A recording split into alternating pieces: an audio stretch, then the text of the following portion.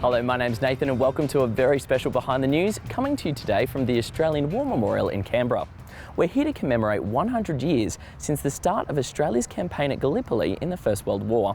We're going to look at the conflict from every angle, from what life was like in the trenches to what things were like on the other side. Plus we'll have 10 Anzac quiz questions to test yourself on too. But before all that, let's find out exactly what happened on the beaches of Gallipoli way back in 1915. Here's Matt.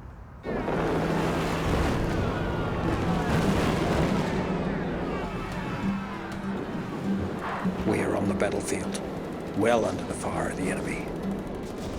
This was the first casualty, and very soon there were several others hit. Then the order was given to fix bayonets and drive the Turks out, which we did with a vengeance.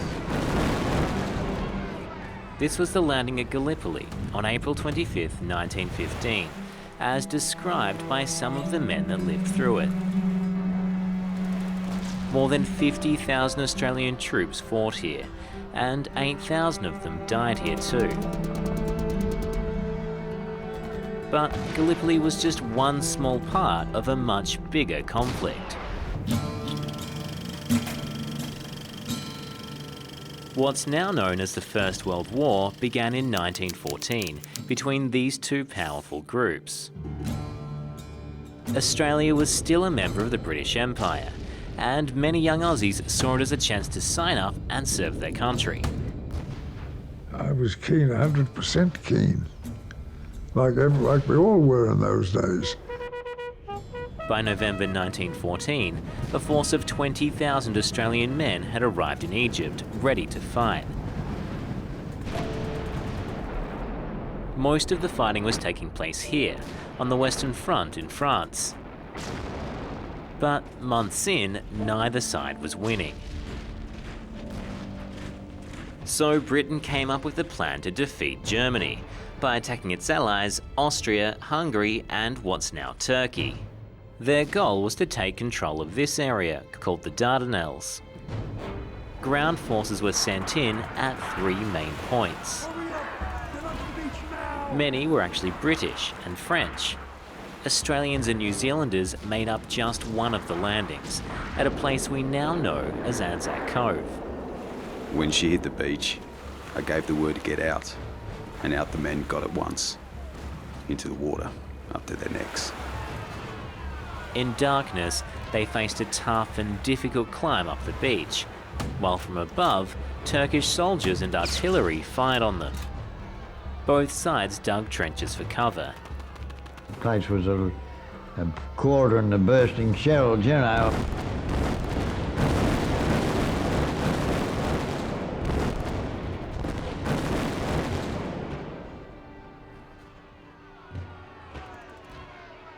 For months, the fighting continued, neither side getting an advantage over the other, though several attempts were made. One of those was the Battle of Lone Pine. The Aussies created a diversion by attacking Turkey's front lines, then held their position despite intense fighting. 7 Australians won the Victoria Cross here, the highest award for bravery in wartime. But while the Australian attack was successful, the overall Allied mission failed. By December, the Allies gave up on taking Gallipoli and started planning an evacuation instead. To help, one Aussie soldier came up with this invention, a gun that would go off on its own using weighted cans of water. The drip rifle helped hold off any attacks, while the Anzacs withdrew. We thought we'd be very lucky if we got away.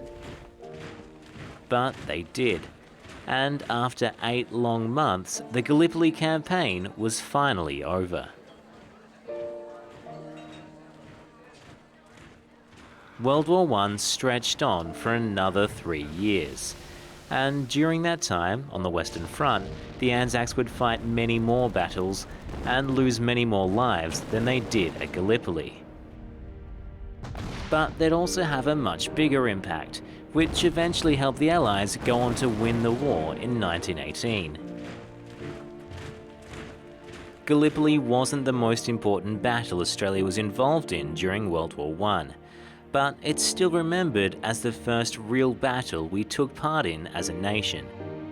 And every year since, on April 25th, people around the country commemorate those who fought and died there. Something still just as important 100 years on. Now, on Anzac Day, heaps of big commemoration events took place both here and over in Turkey. Let's take a closer look at some of them in the Wire. Hundreds of thousands of Australians got up early to attend dawn services around the country. While thousands of k's away in Turkey, people gathered at Gallipoli to remember and reflect.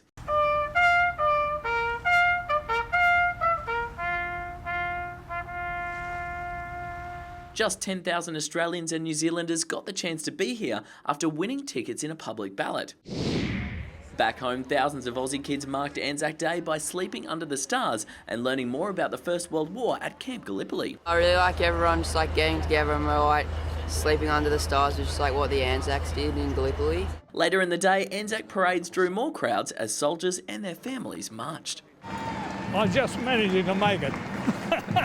I've come to Anzac Day because of my great-great-great-uncle who fought and died in the Turkish trench. A day to remember all those who've served and died in war.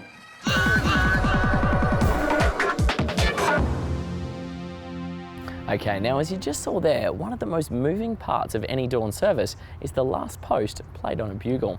But why is the last post always played? And how do you play it on a bugle anyway? We sent Eloise to find out. Jordan has a big job to do on Anzac Day, playing the last post at a commemorative service.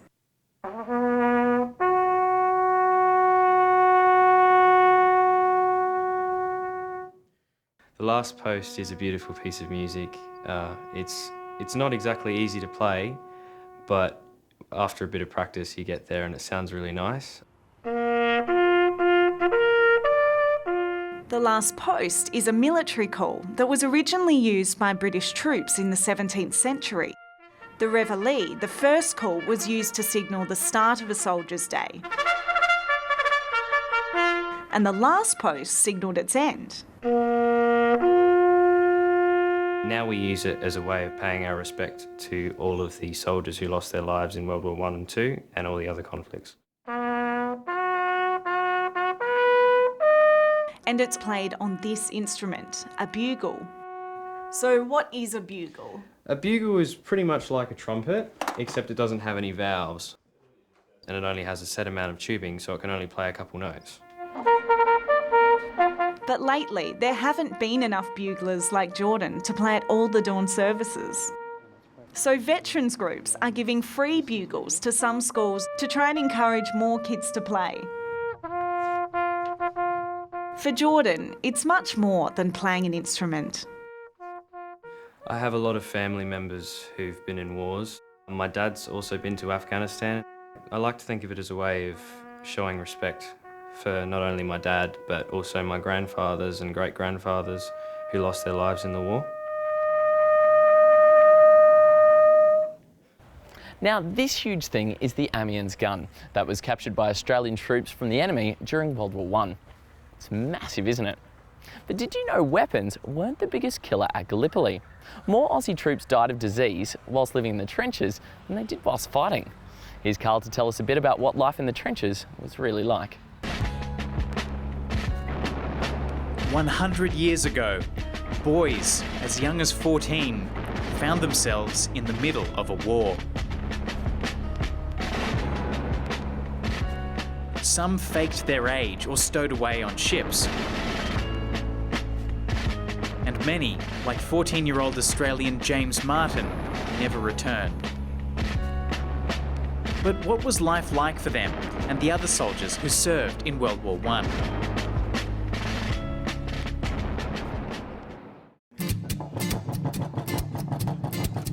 Well, the Warradale 43 Army Cadet Unit went to find out. They visited the Army Museum of South Australia to look at one of the many exhibitions around the country that give us a glimpse into life during World War I. This is the ammo boxes back then. First up, they looked at the equipment Australian soldiers had to work with. The troops were meant to have a woolen tunic and breeches, puttees, which are a strip of cloth wrapped around the lower leg for protection and support, 100 rounds of ammunition, a rifle, a bayonet, a water bottle, a trench tool to dig their new homes, kindling for small fires, food rations, and a pack. But many soldiers weren't properly equipped. And as the campaign dragged on, the uniforms started to change as they tried to adapt to hot and cold conditions. It's very different. Like, we get a lot of clothes and stuff, like raincoats and stuff, and they didn't seem to have as much. Okay, so what about where the troops slept? In places like Gallipoli, you were expected to basically dig out your own room in the side of trenches. The best trenches had small buildings like radio rooms built into them. They were covered or reinforced with wood and corrugated iron. But even these better trenches were still pretty squishy for our troops. With the facilities that they had, I can't imagine me surviving very well. You really can't sleep here unless you're sitting and sleeping, which is not comfortable. Okay, but surely they must have had some decent food, right? Well, not quite. An average meal after a tough day in the trenches looked a bit like this. Some cheese, perhaps an onion, maybe some jam, tea, and this very hard biscuit known as hard tack or the Anzac tile. The highlight was some bully beef or tinned corned beef. It's edible, but that's about it. It's pretty hard and stale, plain, but it's livable here.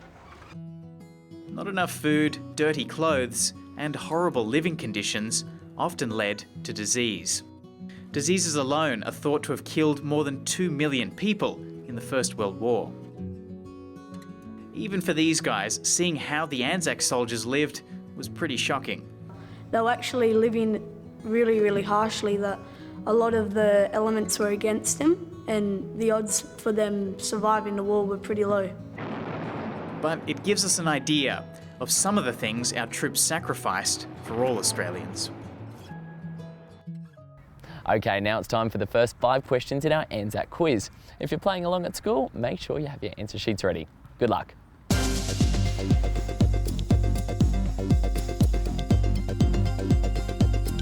Question 1. What year did World War I start?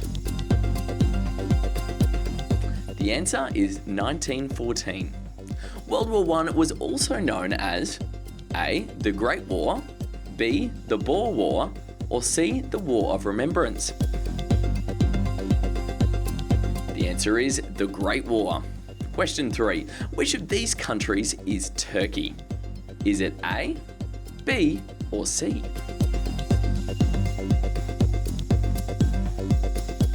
The answer is C.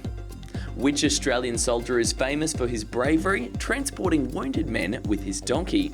Was it A, John Simpson Kirkpatrick, B, Ned Kelly, or C, Reg Saunders?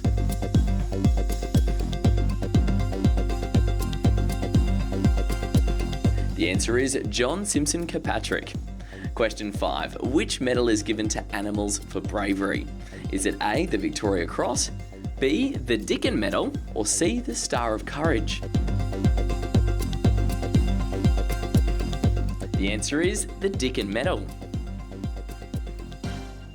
Now, this memorial is a little bit different to the others here near the War Memorial because it's not dedicated to Australian soldiers. It's dedicated to the people that were fighting at Gallipoli, the Turks, and their commander, Mustafa Kemal Ataturk. So why would Australia honour their enemies with a memorial like this? Here's Eloise with the answer.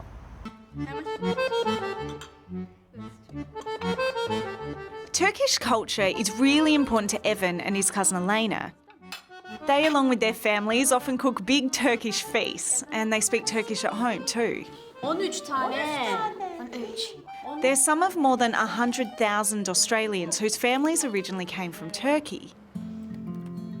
But while Evan knows a lot about the culture of Turkey, he wishes he knew more about what happened to Turkish soldiers during World War I.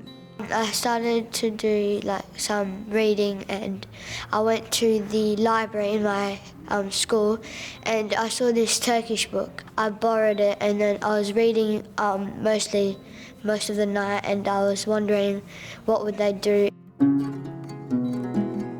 What Australians know as the Gallipoli campaign is known by Turkish people as the Battle of Çanakkale. Although the country wasn't called Turkey back then, it was actually part of the Ottoman Empire. In World War I, it was on the same side as countries like Germany and Austria-Hungary. This is me.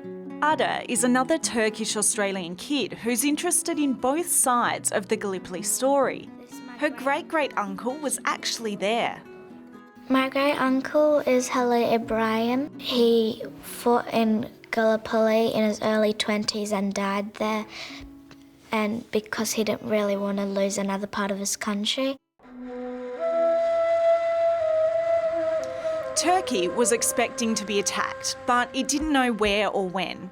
So when the Anzacs landed at Gallipoli, Turkish forces fought back and they quickly called for reinforcements. I think that when the Anzacs came to Gallipoli, the Turkish had a big shock and it would have been scary because they weren't prepared for it. Most of the Turkish soldiers had never heard of Australia or New Zealand before.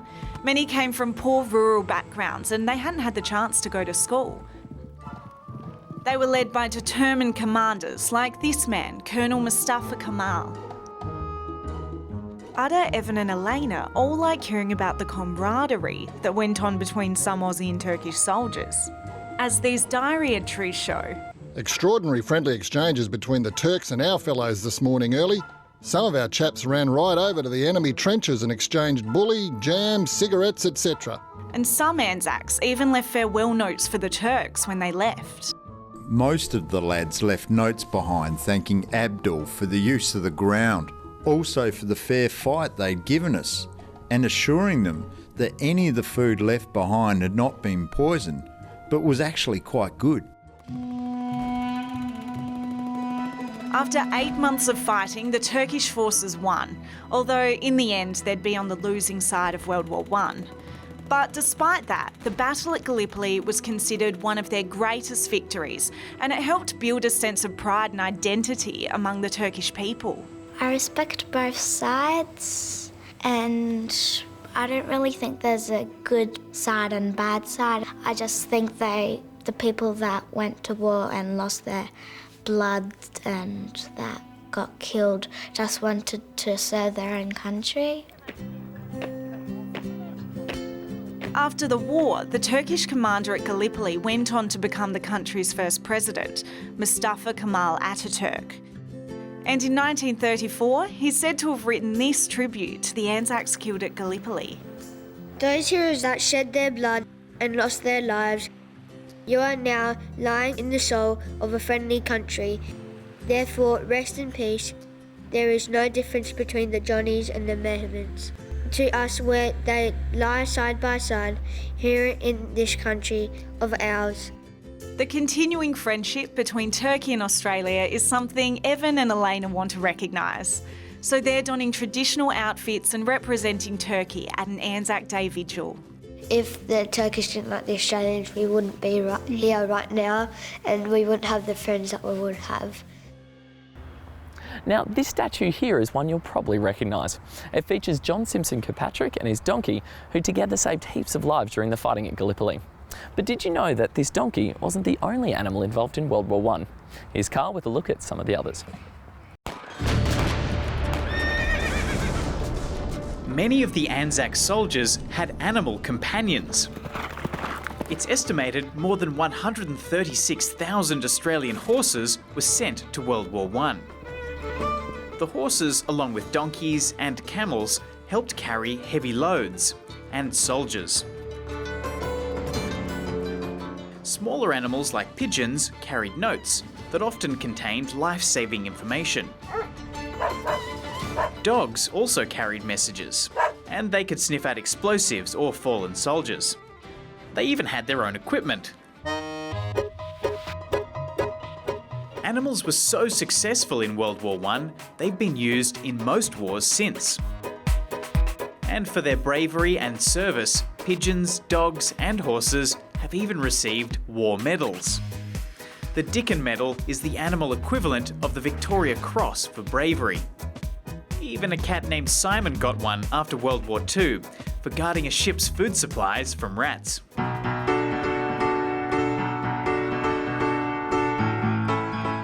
Whether as war heroes or just as friends, animals have always stood alongside our troops, as they still do today. Okay, now it's time for our last 5 Anzac questions. Jump onto our website after the show to let us know how you went. Okay, question 6. The first official Anzac Day dawn service was held in which year? Is it 1915, 1927 or 1945? The answer is 1927. Question 7. What does the red poppy symbolise? Is it remembrance, bravery or peace? The answer is remembrance. Besides poppies, what other plant is sometimes worn on Anzac Day? The answer there is rosemary. Question 9. Which game involving a spinner was played by soldiers during World War I? And that one is 2 up. Question 10. Which of these was not a ration food eaten by Australian soldiers in World War I? Was it bully beef, hardtack, or Anzac biscuits? The answer to that one is Anzac biscuits. Yep, Anzac biscuits weren't a part of Aussie soldiers' ration packs. Matt finds out the true story behind these tasty treats and finds out how to make them too.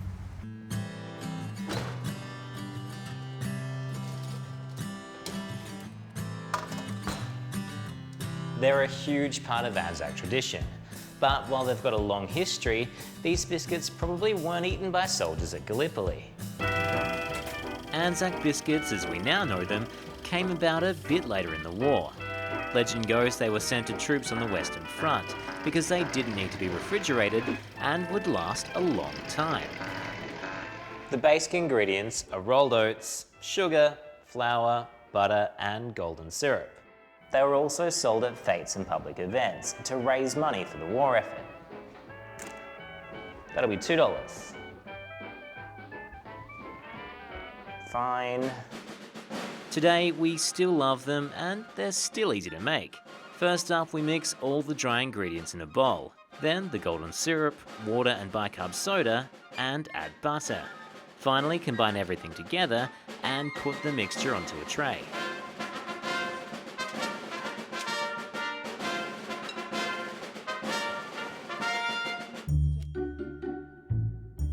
Well, the hard bit's done. Now it's time to put them in the oven until they turn golden brown.